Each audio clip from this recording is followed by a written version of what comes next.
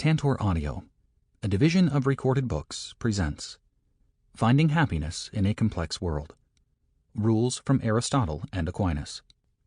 By Charles P. Nemeth, J.D., Ph.D., LLM. Narrated by Lyle Blaker. Preface. The quest for human happiness is a universal hope and ambition. Everyone seeks happiness over other negative states of being. In fact, it is an inherent quality, a yearning natural to our human constitution. While some have argued that human beings are by nature inclined to all that is good in life, there are those who speak of the battle between good and evil that gives rise to inner turmoil and conflict, while others observe that our fallen nature, due to sin and corruption, makes happiness an elusive endgame.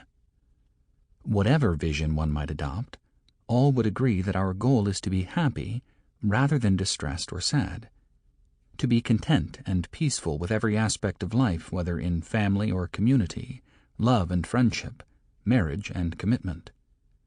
Everyone everywhere prefers happiness to distress, joy to despondency, optimism to pessimism, and a positive outlook from a life well lived over depression that results from personal failure. Nothing stated here need be corroborated or empirically scientifically proven. Simple human observation can reach these conclusions. If happiness be so universally sought, why are so many people miserably unhappy? In contemporary culture, the evidence for unhappiness rages like torrents and wild waves in a tsunami in all corners of the globe. To be sure, COVID dynamics do not foster happiness in many circles of human activity. While it is convenient to blame COVID for rising drugs, crime, suicide, and addiction rates, a person who understands the real meaning of happiness will not accept, even during these challenging days, that COVID can really kill true happiness. If anything, a crisis should make us all the more aware of what the real meanings of happiness and joy are. But it is undeniable that people have sunk a bit over the last few years, that their outlooks have been altered to the negative. For this reason alone, the pursuit of true and meaningful happiness has never been more important. The challenges to happiness are everywhere and in every corner of human operations. The opioid crisis manifests more than a mere addiction, but a craving for artificial happiness.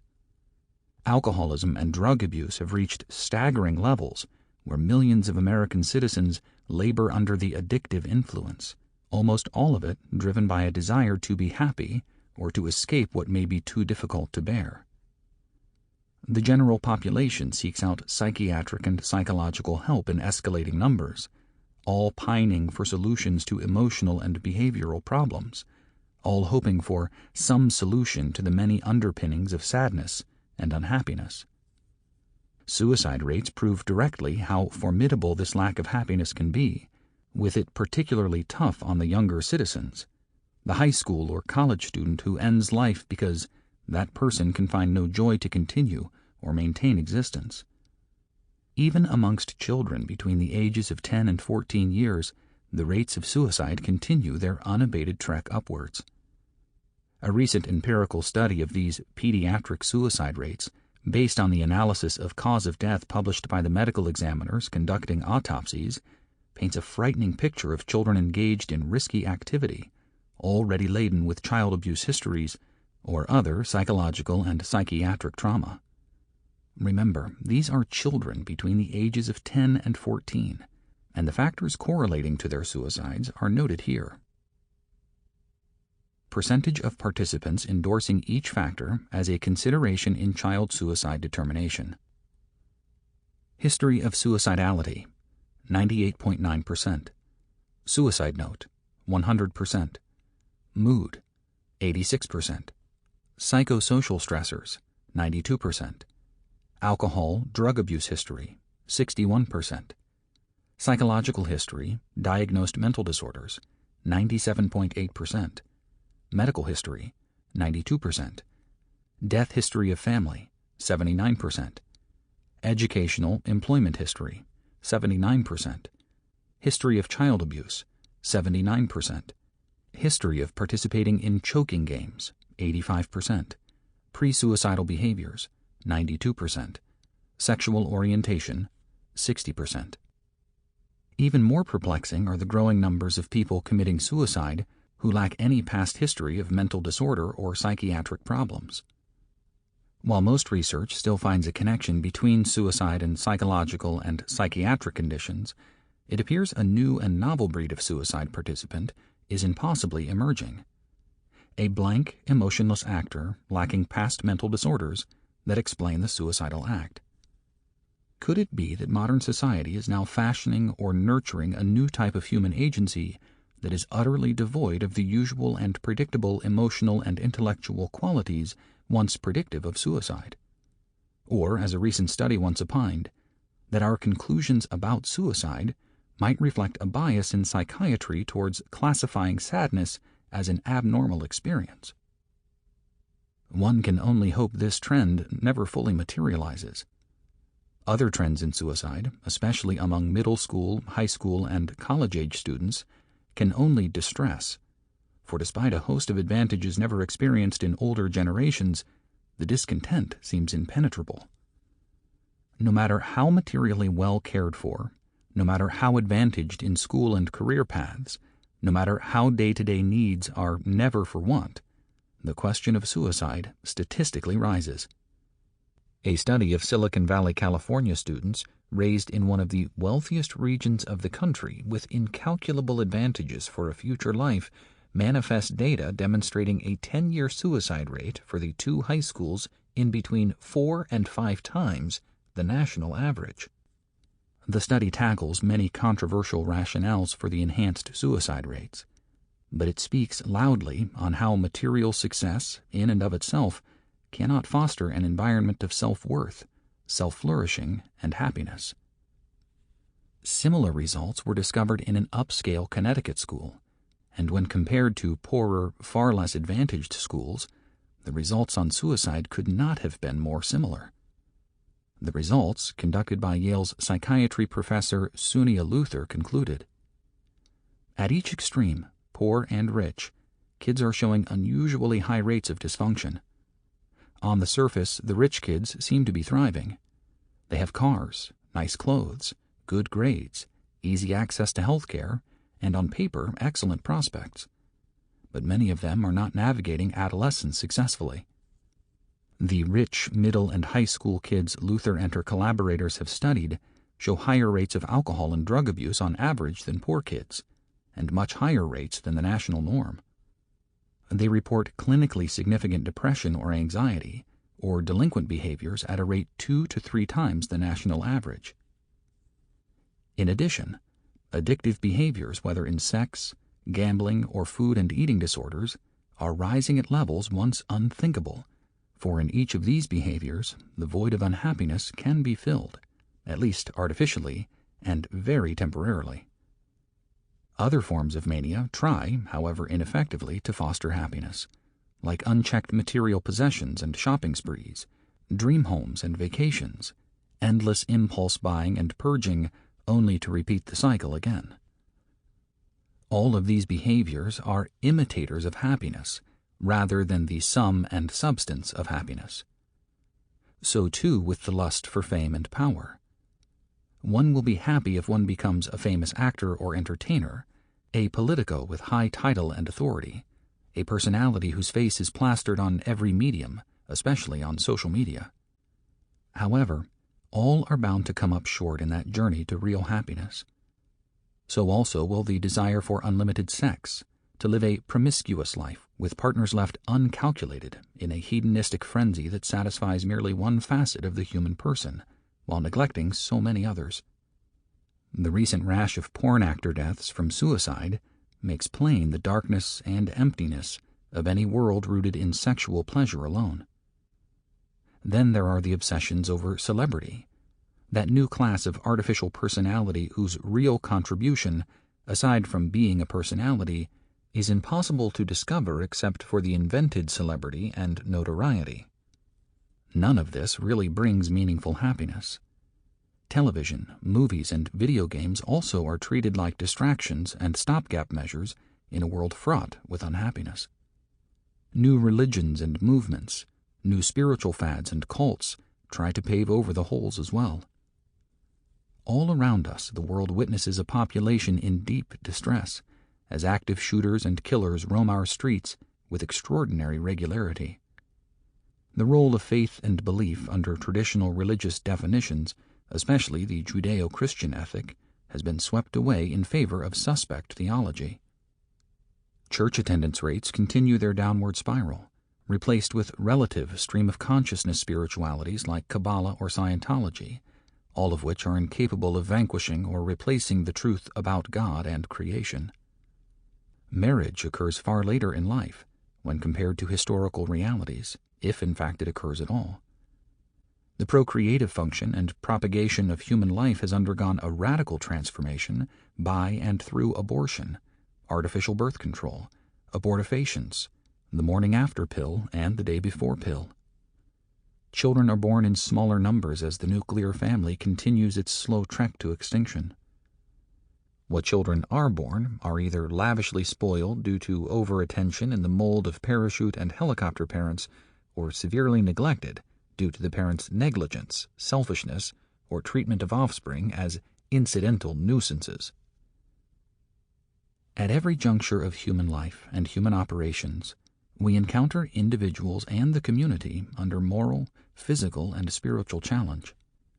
To soften this void, we engage every sort of ism as a substitute purpose for human life, whether it be environmentalism, communism and its penchant for economic redistribution, materialism as its own good, atheism and agnosticism, where nothing can be demonstrated and thus cannot be believed, egoism, that narrow and exclusive pursuit of self-interest as one's only aim or purpose, nihilism, which purports that nothing in reality is provable, or moral relativism, which denies absolute, universal, and perennial ethical principles in favor of a transient, almost whimsical moral order. Each of these schools of thought falter and foster a personal and communal unease, and even desolation, all at the expense of happiness. Our politicians, our church leaders, our entertainers and sports stars have let us down in immeasurable ways. Congress and other governmental authorities have even lower popularity than hardened criminals. No one has much faith in once vaunted and respected institutions, whether it be the Catholic Church's handling of the sexual abuse crisis or the self-enrichment tactics of congresspersons and senators. None of these conditions lead to human happiness, yet this is precisely the current merry-go-round the world provides. At a whirling pace, the inhabitants of this planet encounter these forces and movements so briskly and speedily that the human agent cannot properly adjudge most of it. Modern life has become so tumultuous and inexact that it is no wonder there are so many who are depressed, so many who end life prematurely, so many who need intervention to cope, and so many who must prop themselves up using artificial mechanisms to be happy. For high school and college students, the problems are becoming more than acute, and more so as the COVID crisis labors on. After a lifetime working with young people, from middle school and high school students to undergraduate and graduate students, and even at the doctoral level, I have gazed upon this steady and inevitable decline in my students' well-being since 1977. I have no faith in any current or modern fad that holds itself as a remedy for unhappiness. In fact, I have never been more convinced that real meaningful happiness should not depend upon the modern potions bandied about for personal contentment. Indeed, these attractive alternatives work for but a moment in time, and the remedy needed has to be of stronger and longer-term metal. I have also researched, studied, and applied these fundamental questions in a host of writings and lectures, and keep finding myself coming back to two of the West's greatest thinkers, namely Aristotle and Thomas Aquinas, both of whom have elaborate and highly developed examinations of the concept of happiness. I am firmly and resolutely convinced of their current relevancy because both thinkers offer up an unrivaled blueprint for human fulfillment, a plan worthy of our admiration. Both thinkers studied and systematized happiness in ways that have contemporary meaning. Aristotle's masterpiece, the Nicomachean Ethics, a work so significant that Aquinas wrote a massive commentary on its wisdom and applicability 1,500 years after its authorship, delivers a recipe for human life and human happiness.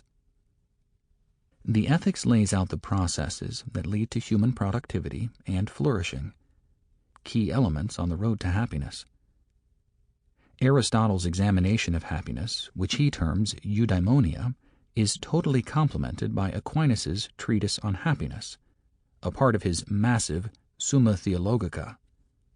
In Aristotle, we encounter a pagan believing in many gods, while in Aquinas, the angelic doctor and most formidable intellect in the history of Christianity, a Catholic representing the dogma and doctrines of his faith with accuracy and intellectual brilliance. Both seriously address the question of human happiness and contentment. Hence, this short text is a recipe for life, or rules for a happy life, fully grounded and dependent upon Aristotle and Aquinas. It is a mix and formula for human happiness that may be meaningful to those in search of a more tranquil state. Unfolding in the chapters to come will be a reliable path to human contentment, personal fulfillment, and happiness, not a perfect, exhilarating happiness without interruption or pause. Instead, this recipe and these rules deliver the type of peace and tranquility only possible with a clear understanding of the world around us, the place we fit into the overall scheme of things, and the day-to-day steps and questions needed to be taken and posed to achieve a happy life. For Aristotle and Aquinas will pose clear and cutting questions in this search for human contentment, including, but not limited to, will virtue lead to happiness? Will wealth and material possessions lead to happiness? Will fame, glory, honor, and power lead to happiness? Will pleasure, sensuality, and sexuality lead to happiness? Will marriage and family life lead to happiness? Will religion and the spiritual life lead to happiness? From these and many other questions, the listener will discover a pathway, a road and river that can and does lead to a life filled with human happiness, a world very, very different than the purposeless whirlwind just described. 1. Aristotle and Aquinas. Backgrounds and relevance to the modern world. Introduction. Few thinkers have had as much impact on the intellectual, moral, and philosophical history of the West as Aristotle and Thomas Aquinas. Aside from their prolific capacities to write, to lecture, and to dissect and examine problems in ways scholars simply marvel at, each provides foundational insights into the goodness or evil of human activity. Each grapples with ethical dilemmas, the distinction between virtue and vice, and the nature, purpose, and ultimate end for human existence. From studies of the heavens to biological function, from politics to law and justice, from the temporal to the transcendent, both thinkers make major contributions. And despite being 16 centuries apart, these two thinkers are not only conceptually compatible in most respects, but also intellectually entangled in very intimate ways. For Thomas Aquinas, the angelic doctor of Roman Catholicism, was a great, almost passionate admirer of Aristotle, referring to him as the philosopher, without match or equivalent, that he had encountered. This conclusion alone is remarkable given Thomas's 13th century reality, where most philosophical and theological studies were highly restricted in the confines of church positions.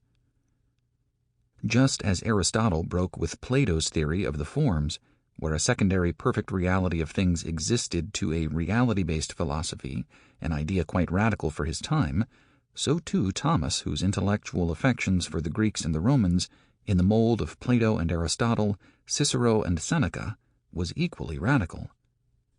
Each thinker displays a mind on fire with ideas and intellectual rigor, and each seems to complement the other. While there is dispute in this quarter, many conclude that Thomas harmonizes Aristotle's pagan conclusions about a well-lived and happy life, using natural reason with Thomas's equal agreement coupled with Christian revelation. Others describe the compatibility between the two as Thomas's successful Christianization of Aristotle, for only then does the philosophical system of Aristotle reach its ultimate and perfect conclusion. What is all the more striking about these two figures, especially when backgrounds are considered, is how close in thought and conclusions, although admittedly unidentical, these philosophical giants are. Aristotle, a passionate advocate of natural reason and its capacity to discover truth, meets up with Aquinas, who fully agrees with the power of reason and then expands those positions into the revealed and salvific world of Christianity. It may sound trite, but for the most part, each gets to the same destination. For the purposes of this examination, that of happiness, Aristotle and Aquinas travel side by side despite theological differences. In matters of ethics, virtue, the end and good we seek, and most importantly the road to and achievement of happiness, it would be difficult to find more compatible thinkers. For, as Harry Jaffa points out in his piercing work Thomism and Aristotelianism, they both reach similar conclusions on those issues central to the question of human happiness, namely, 1. Belief in divine particular providence. 2. Belief that perfect happiness is impossible in this life. 3. Belief in the necessity of personal immortality to complete the happiness intended, evidently by nature. 4. Belief in personal immortality. 5. Belief in the special creation of individual souls. 6. Belief in a divinely implanted, natural habit of the moral principles. These mutual conclusions are more than significant in the matter of happiness, for Aristotle and Aquinas write for neither the pagan nor the Christian alone, but for the whole of humanity. Their observations lay out a recipe for human existence no matter what group, ethnicity, religion or creed, nationalized status or citizenship. To do otherwise would be a disastrous formula for the select few. Aristotle and Aquinas write of happiness in universal tones, with worldwide applicability, not by sect or city. Their suggestions for a happy existence are also quite timeless, for what is true for Aristotle in 365 BC was just as true for Thomas in the mid-13th century. For the listener, be assured that these timeless suggestions on happiness have yet to be shown flawed or faulty. None of these recommendations for a happy life go out of favor or change by a fluid relativity, and instead remain constant, permanent, and universal criteria on how to achieve a happy existence. Aristotle, 384 to 322 BC.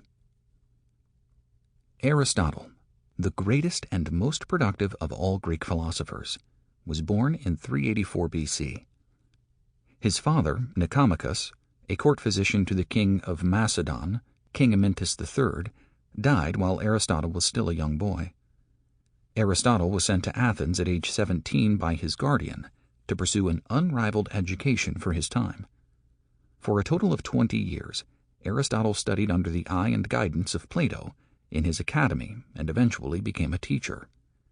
Plato recognized Aristotle's gifted academic qualities, though each, while agreement was continuous and constant, did differ on some essential philosophical principles.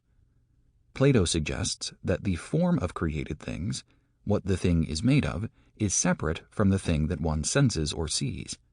In short, Plato's world consisted of a perfect template for anything, such as a bed or chair, tree or plant, and what we encounter in the real world, a copy or image of that.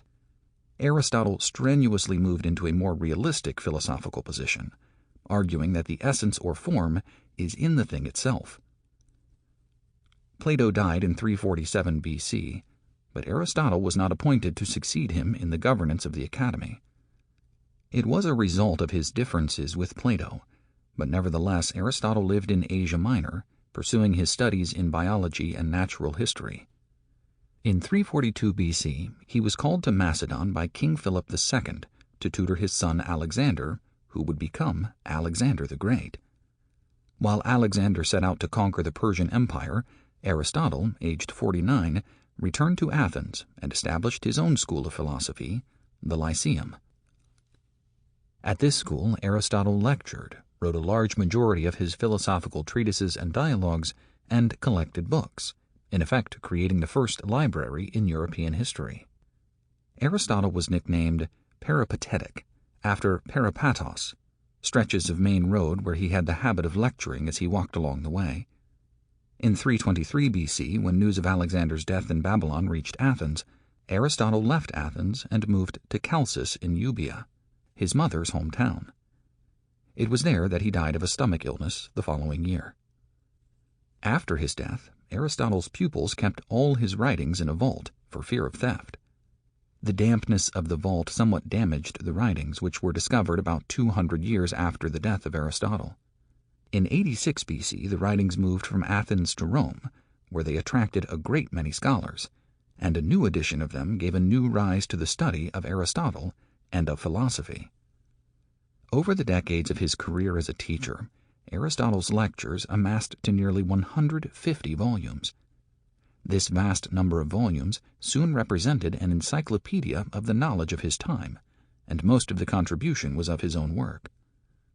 Though he is known as one of the greatest philosophers in the world, Aristotle also worked with biology, psychology, politics, poetry, drama, and ethics. Most, if not all of the areas of knowledge Aristotle investigated, he went on to transform with his studies, observations, and writings. Aristotle developed a formal system for reasoning, which earned him the title Father of the Field of Logic. Aristotle's writings on logic were grouped under the name organon, or instrument, derived from the perspective that logic and reasoning were the chief preparatory instrument of scientific investigation.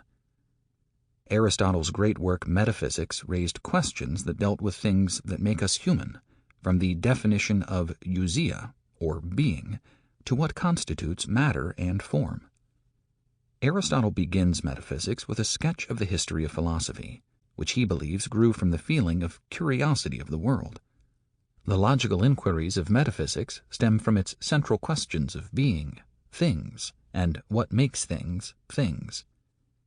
For Aristotle, metaphysics deals with the first principles of scientific knowledge and the ultimate conditions of all existence. Aristotle observed the world and wondered at its movements. From his observations, he realized that everything in the world, from rocks to plants to humans, is always busy as it continues to be itself, to advance or preserve itself, something that is not necessarily a theory as much as it is the reality of the world. In metaphysics, Aristotle introduces the idea of form and matter. Matter is the underlying structure of changes, in which there is something constant as things change in growth or decay. It is the potential of something, the capacity to change. It is contingent and without specific qualities. Once it is actualized, all the potentials of the thing are realized, then it is identical with form. The development of potentiality to actuality was intended to help the earlier thinkers with their questions of existence and its beginnings. Though known for his philosophical work, Aristotle made great contributions to the fields of botany, zoology, anatomy, embryology, and physiology. His great observation of nature that lent him knowledge found in metaphysics also assisted him in the knowledge of the human body.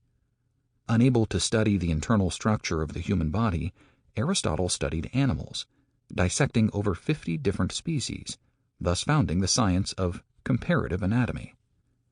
His most significant contributions in philosophy, however, relate to his virtue theory and his analysis of proper ends and goods for the human person. His masterpiece, the Nicomachean Ethics, is still considered by many to be the seminal work on virtue theory, as well as a plan for a well-lived life. Of particular interest to this examination of happiness is how proper judgments about human conduct are best derived from reason rather than the will, and how reason instructs or guides us on the proper courses of conduct in human life. In addition, his ethical works keenly and precisely examine a series of virtues and vices and comparatively lay out the results of choosing either.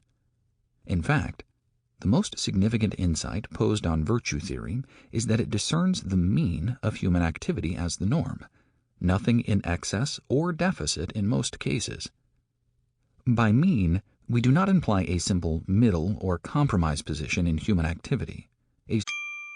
Sample complete. Ready to continue?